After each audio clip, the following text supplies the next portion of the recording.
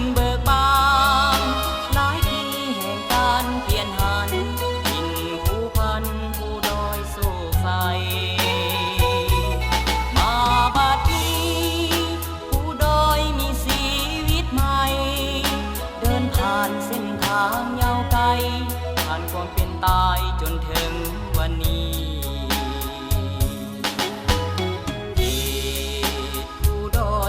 การสร้างสรรค์ความสุขทุกสิ่งเกิดมาปราศจากสดชื่นชีวิตยุคใหม่ลาวันปราศจากสัมพันธ์ไมตรีความหวังเมื่อข่าวก่อนที่มาบัดนี้สมปรารถนาเมื่อได้เห็นตื่นเต้นในดวงอุลาหน้าชื่นสีวาใต้ฟ้าสีขาวเมื่อได้เห็นผู้ดอยวันใหม่สวยงามยิ่งหูบุญคุณการนำว่าเป็นธรรมว่าแสนห่วงใยเมื่อได้เห็น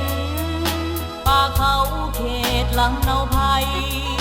เปลี่ยนแปลงเป็นโสมหน้าใหม่ใจโตอุดมการ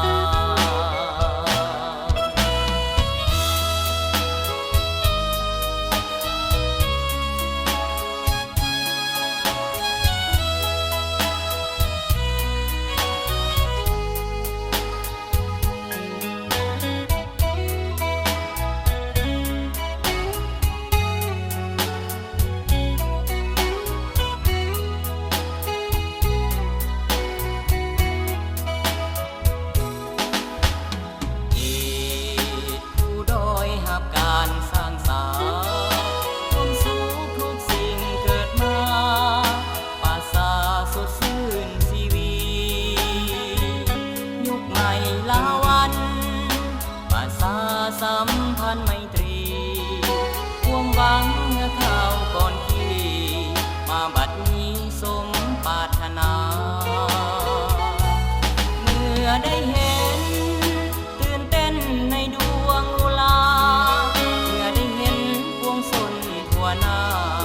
ชื่นสีวาใต้ฟ้าสีขาวเมื่อได้เห็นผู้ดอยวันใหม่สวยงามยิ่งหูบุญคุณการนำว่าเป็นธรรมว่าแสนห่วงใยเมื่อได้เห็นป่าเขาเขตลำเนาภัยเปลี่ยนแปลงเป็นโสมหน้าใหม่